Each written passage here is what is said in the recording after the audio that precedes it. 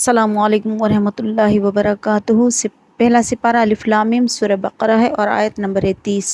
اعوذ باللہ من الشیطان الرجیم، بسم اللہ الرحمن الرحیم۔ وَإِذْ قَالَ رَبُّكَ لِلْمَلَائِكَةِ إِنِّي جَاعِلٌ فِي الْأَرْضِ خلیفہ، اللہ تعالیٰ فرماتے ہیں اور جب کہا تیرے رب نے فرشتوں کو کہ میں بنانے والا ہوں زمین پر خلیفہ، نائب بنانے والا ہوں اپنا۔ قَالُوا أَتَجْعَلُ فِيهَا مَن يُفْسِدُ فِيهَا وَيَسْفِكُ الدِّمَاءَ، تو انہوں نے کہا کہ اللہ کیا تو ایسی مخلوق بنائے گا جو زمین میں فساد کرے گی اور جو خون کو بہائے گی۔ وَنَحْنُ نُسَبِّحُ بِحَمْدِكَ، اور ہم تیری تسبیح بیان کرتے ہیں تیری تعریف کے ساتھ۔ وَنُقَدِّسُ لَكَ، اور تیرا تقدس بیان کرتے ہیں، تیری پاکی بیان کرتے ہیں۔ قَالَ إِنِّي أَعْلَمُ مَا لَا تَعْلَمُونَ، اللہ تعالیٰ نے فرمایا کہ میں وہ جانتا ہوں جو تم نہیں جانتے ہو۔ یہ ہے انسان کی پیدائش اور اس پر اٹھنے والے کچھ اعتراضات۔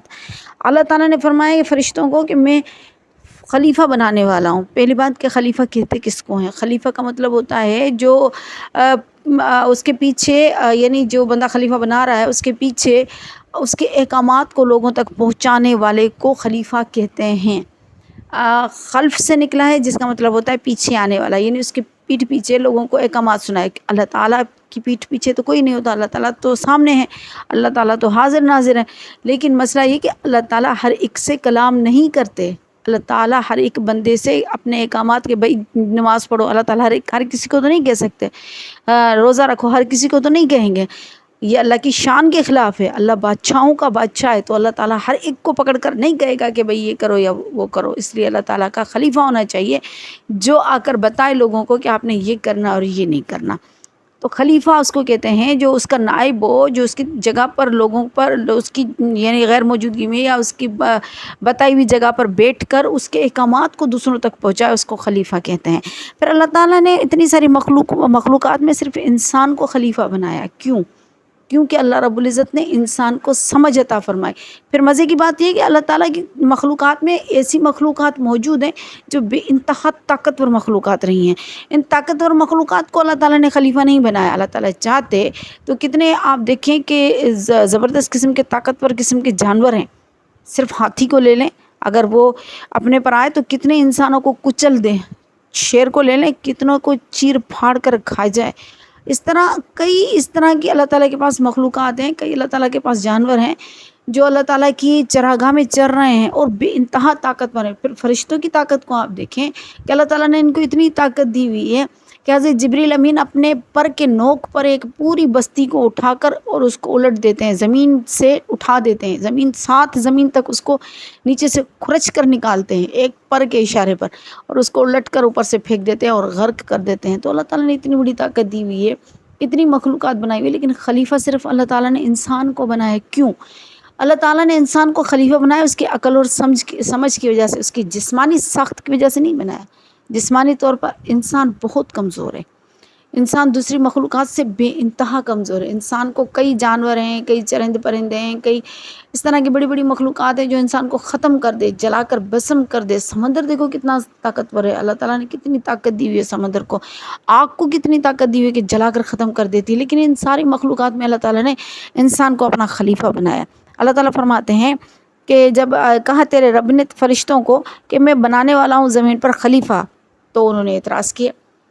اچھا، فرشتوں نے اعتراض کیا، ابلیس نے بھی اعتراض کیا۔ ابلیس کا اس وقت نام تھا عزازیل، فرشتوں کا سردار تھا، فرشتوں کو سکھایا کرتا تھا، اس نے بھی اعتراض کیا کہ یا اللہ کیسی مخلوق بنائی ہے، اور فرشتوں نے بھی اعتراض کیا کہ یا اللہ تو کیوں بنا رہا ہے ایسی مخلوق جو کیا کرے گی، یفسد فیہا، جو فساد کرے گی زمین میں، پھر ویسفک الدماء، اور خون بہائے گی، کیا کرے گی، اس کا تو یہی کام ہوگا۔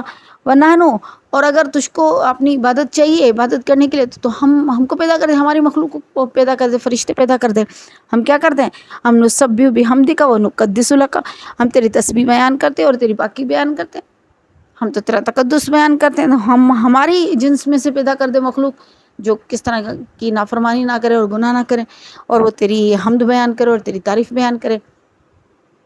حدیث مبارکہ میں آتا ہے کہ اللہ تعالیٰ کے جو آسمان ہیں، ہر ایک آسمان پر اتنے فرشتے ہیں جن کو اللہ تعالیٰ نے جب سے پیدا کیا ہے اور جب تک اللہ چاہے گا، ان میں سے ایک فرشتوں کی ایسی جماعت ہے جو جب سے پیدا ہوئی ہے تب سے صرف اور صرف قیام میں کھڑی ہوئی ہے۔ نماز میں قیام کرتے ہیں نا، قیام میں کھڑی ہوئی ہے، اور جب تک اللہ چاہے گا تب تک وہ قیام میں کھڑی ہے۔ پھر فرشتوں کی ایسی جماعت ہے جن کو اللہ تعالیٰ نے جب سے پیدا کیا ہے اور جب تک اللہ تعالیٰ چاہے گا تب تک وہ رکوع میں کھڑی ہوئی ہیں. وہ پوری جماعت ایک آدھا فرشتہ نہیں ہے، پوری جماعت ہے فرشتوں کی، وہ رکوع میں کھڑی ہوئی ہے. پھر اللہ تعالیٰ نے ایک ایسی جماعت پیدا کی ہے فرشتوں کی جو جب سے اللہ نے پیدا کیا اور جب تک اللہ تعالیٰ چاہے گا وہ سجدے میں پڑے ہوئے ہیں، ان کا اور کوئی کام نہیں. پھر اللہ تعالیٰ نے ایسی بھی مخلوق پیدا کی ہے جو خانہ کعبہ کے اوپر بیت المعمور ہے فرشتوں کا خانہ کعبہ، پھر وہاں پر وہ فرشتے طواف کر رہے ہیں. ایک فرشتہ ایک چکر لگا لیتا ہے حجر اسود کے سامنے آ کر، قیامت تک اس کا دوسرے چکر کا نمبر ہی نہیں آ رہا ہوتا، اتنی رش ہے وہاں پر فرشتوں کی. اور یہ سارے فرشتے کیا کر رہے ہیں؟ اللہ تعالیٰ کی عبادت کر رہے ہیں. پھر ایسے بھی ہیں جو اللہ تعالیٰ کی تعریف بیان کر رہے ہیں، ایسے بھی ہیں جو اللہ تعالیٰ کا ذکر کر رہے ہیں. آتا ہے کہ ایک فرشتہ ہے جس کو روح بھی کہا جاتا ہے، جس کی 70,000 زبانیں ہیں، جس کے ہر ایک زبان میں 70,000 لینگویج ہے، بولی ہوتی ہے جو، اور ہر ایک بولی میں وہ اللہ تعالیٰ کی تعریف بیان کر رہا ہوتا ہے، اور ہر ایک تعریف پر ایک فرشتہ پیدا ہوتا ہے. یہ سارے کے سارے فرشتے ہیں جو فوج بنیں گے اس روح کے پیچھے والے فرشتے پر، یعنی آگے وہ ہوگا اس کے پیچھے اس کی، یہ سارے فرشتے فوج بن کر قطار بن کر کھڑے ہوں گے قیامت کے دن. اللہ تعالیٰ کی اتنی ساری مخلوقات میں اللہ تعالیٰ نے انسان کو پیدا کیا جس پر اعتراض کیا فرشتوں نے کہ یا اللہ تو کیوں پیدا کر رہا ہے اس کو جو کہ فساد کرے گی اور خون بہائے گی. سوال یہ پیدا ہوتا ہے کہ فرشتوں کو کیسے پتہ چلا؟ غیب کا علم تو ان کے پاس تھا نہیں کہ انسان خون بہائے گا اور انسان فساد کرے گا، اور وہی کر رہا ہے انسان. تو فرشتوں کو کیسے معلوم ہوا کہ انسان ایسے کرے گا؟ تو اس کا جواب یہ ہے کہ اس سے پہلے اللہ تعالیٰ نے جنات کو پیدا کیا تھا. جنات نے یہ کام کیے تھے. جنات نے کیا کیا؟ فساد کیا اور بے انتہا خون ریزی کی، یہاں تک کہ فرشتوں سے بھی جنگ کی. پھر اللہ تعالیٰ نے حضرت جبریل امین کی کسٹڈی میں فرشتے بھیجے، ان کو لیڈر بنا کر، جنہوں نے جنگ کی ہے، اور جس میں شیطان جو ابلیس ہے اس کی ماں اور اس کا باپ جو تھا، یہ بھی آتا ہے کہ اس کے باپ کی جو شکل ہے، شیطان کے ابلیس کے جو باپ کی شکل وہ شیر سے ملتی تھی اور اس کی ماں کی شکل لومڑی سے ملتی تھی، اور ان کی خصلتیں بھی ایسی تھی، بے انتہا دلیر طاقتور تھے. اور اس کی ماں نہ صرف طاقتور اور دلیر تھی بلکہ لومڑی کی طرح چالاک بھی تھی.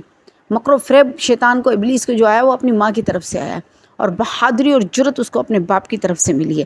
یہ اس طرح کے بہادر اور دلیر تھے. ان کے نام بھی ابھی میرے ذہن سے نکل رہے ہیں کہ یہ اس طرح کے زبردست قسم کے ان کے یعنی طاقتور قسم کے جنات تھے جنہوں نے بڑا دنگ کا فساد کیا. یہ بھی کہا جاتا تھا کہ ان کے قبیلے والے کہتے تھے جب تک ابلیس کی ماں جو ہے وہ ہمارے پاس موجود ہے تو ہمیں کسی کا کوئی خطرہ نہیں. یعنی اس طرح کی وہ جنگجو قسم کی جنات تھی. ان لوگوں نے کیا کیا؟ جناتوں نے، انہوں نے زمین پر، اللہ تعالیٰ نے ان کو مخلوق کو بنایا اور زمین پر بھیجا کہ بھائی جا کر عبادت کرو. انہوں نے آ کر یہاں پر ایسی خون ریزی کی حد سے زیادہ. ابلیس اس وقت چھوٹا بچہ تھا. پھر جب فرشتوں کی کسٹڈی میں حضرت جبریل امین جو ہے ان کے سردار بن کر نیچے اترے اور انہوں نے ان سے جنگ کی اور بے انتہا خون ریزی ہوئی اور کئی جنات مارے گئے، کئی گرفتار ہوئے. انہی میں ابلیس کو بھی لایا گیا پکڑ کر. ابلیس چھوٹا بچہ تھا، اس کو لایا گیا. جب اس کو بٹھایا گیا قیدیوں کے ساتھ اور اس کو سکھایا گیا تو اس نے، فرشتے ان کو سکھا رہے تھے تو اس نے بڑی تیزی کے ساتھ سیکھا، کیونکہ ذہانت اس کو ماں باپ کی طرف سے ورثے میں ملی تھی. اس نے بڑی تیزی کے ساتھ سیکھا. جب تیزی کے ساتھ سیکھا تو ذہین بچہ ہوتا ہے نا، ایک دم سے نظروں میں آ جاتا ہے، ہائی لائٹ ہو جاتا ہے. تو وہ ایک دم سے نظروں میں آ گیا سب کے کہ بھئی یہ تو بہت ذہین ہے. پھر اس کو جو سکھاتے گئے وہ سیکھتا گیا، جو سکھاتے گئے وہ سیکھتا گیا اور اللہ کی فرما برداری میں آتا گیا. اور اس نے اللہ تعالیٰ کی اتنی عبادت کی کہ زمین کا کوئی چپا اس نے نہیں چھوڑا جس پر اس نے اللہ کے سامنے سجدہ نہ کیا ہو. پھر اللہ تعالیٰ نے اس کا رتبہ بڑھایا اور اس کو پہلے آسمان پر بلایا اور وہاں پر فرشتوں نے ان کو سکھایا، اس کو شیطان کو علم سکھایا، اس کو علم دیا.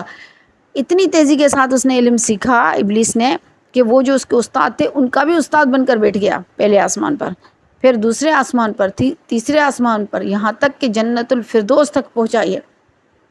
اس وقت اللہ تعالیٰ نے کہا تھا کہ میں انسان کو بناؤں گا، میرا ارادہ ہے میں انسان کو بناؤں اور میں اس کو خلیفہ بناؤں اپنا زمین پر. یہ اس وقت کی بات ہے جب فرشتوں نے اعتراض کیا. آگے شیطان کا اعتراض بھی آئے گا انشاءاللہ، میں آپ کو بتاتی ہوں.